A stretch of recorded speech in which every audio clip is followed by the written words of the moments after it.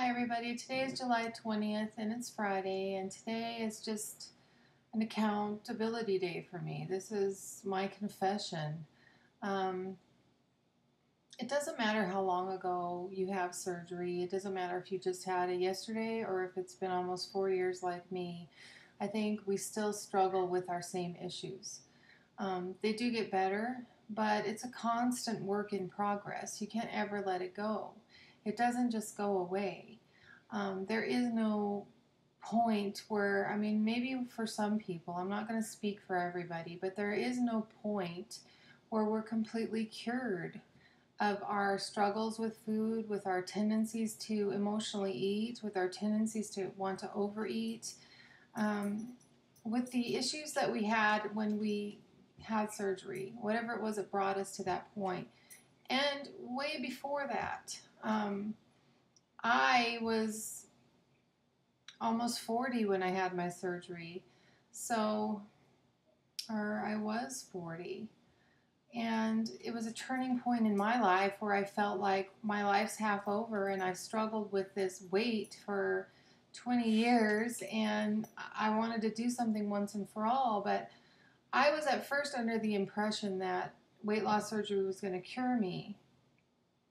Yes, I am smaller, I've lost weight, I'm healthier now, but it's taken a lot of hard work. I have earned every single pound that I have lost, and I give myself full credit for that. But there's still so much mental work. You know, I know we all talk about that on here. That mental work is going to be something that we have to work on the rest of our lives. It doesn't just go away. Um, an example is yesterday. So, yesterday, I woke up in kind of a crappy mood, not really sure why. I always question whether it's hormones or, I'm tired, whatever it is. But the mood carried on all day. And my husband and I recently started going to couples counseling, and I like it, but I think that I was having some anxiety all day knowing that we were going to go to counseling. Because counseling is painful. You have to bring up things that are painful. You have to talk about things that are painful, like insecurities that you have and things that have hurt you, and you have to try to work through them. So I think that I was having some anxiety, and I know my husband was as well, because when we got there, we both had the same kind of mood all day. I think we were both dreading, our counseling. Of course, we felt better after, but I had a trigger during the day. Of course, chocolate has always been a pretty big one for me. And I allowed myself to have a chocolate covered granola bar, thinking, okay, well, that will, help me and make me feel like I'm good. That'll satisfy me and that'll be good. But it didn't. After I ate that chocolate covered granola bar, it kind of triggered something in my head where I started craving chocolate covered almonds. So on my way out the door, I decided to stop at the vending machine and I got a Twix. Well, I ate that Twix on the way to counseling, and that wasn't enough. So I stopped at Walgreens and bought not one, but two. They're small bags, but two small bags of chocolate covered almonds. Not sure why I needed two bags when I had already eaten a Twix. But that's the sickness in my brain, is that I don't feel like a normal portion that someone might eat is enough. I feel like I always have to get two, because I know I'm not eating out of hunger, I'm eating out emotionally, and I'm consciously doing it. I consciously choose to do it.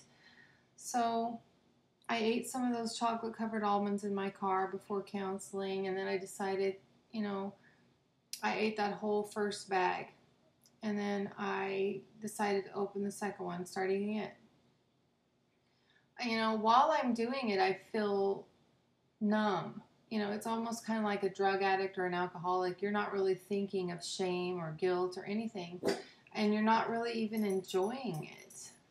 Yeah, they tasted good, but only for those few seconds that they were in my mouth, and then they were gone, and then they were in my stomach, and I couldn't do anything about those calories that I just ate. I can't do anything about what I just consumed, they're down in my stomach now, and there's nothing I can do about it.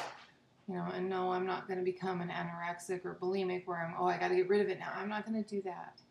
Um, but then I get to counseling, and I knew what I had done, and I was ashamed about it, and I realized that I had had a, stressfully, emotionally day, and here we are going to counseling.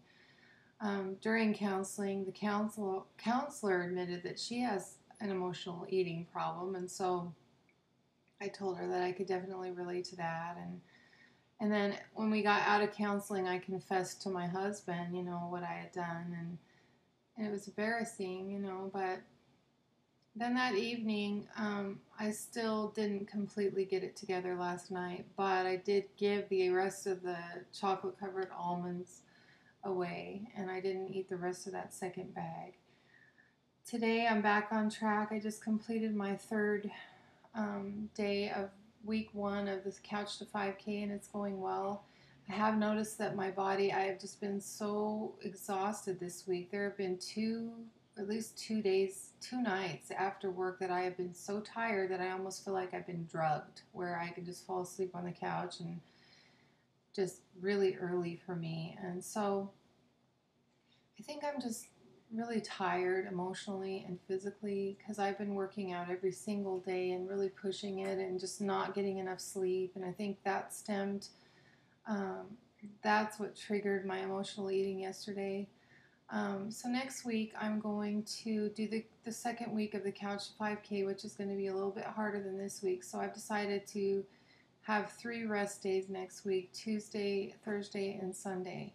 Monday, Wednesday, and Friday are going to be the Couch 5K, and then on Saturday I like to go for a long walk, get some sun. So I'm still going to do that, but I'm still going to go for my long walk tomorrow. But next week I'm going to cut down a little bit on the exercise just to give my body some rest. I think that I've overdone it a little bit, and I'm just fatigued. So there's my confession, guys. We're not perfect. We have to forgive ourselves. I know it feels good to get it out and tell everyone. And you all need to see the ups and the downs that we have. It's not always perfect. So I'm just keeping it real, like Rob says. Hi, Rob. Um, that's all we can do. We go at our own pace. We do the best that we can, and each day is a new day. And today I'm off to a good start and hope to make it through this weekend without a slip. This Sunday I'm going to a wedding, and I'm hoping to keep it together. So all we can do is the best we can do every single day. So I hope you all have a wonderful Friday and a wonderful weekend, and I'll see you again on Monday when I make my update. Take care. Bye.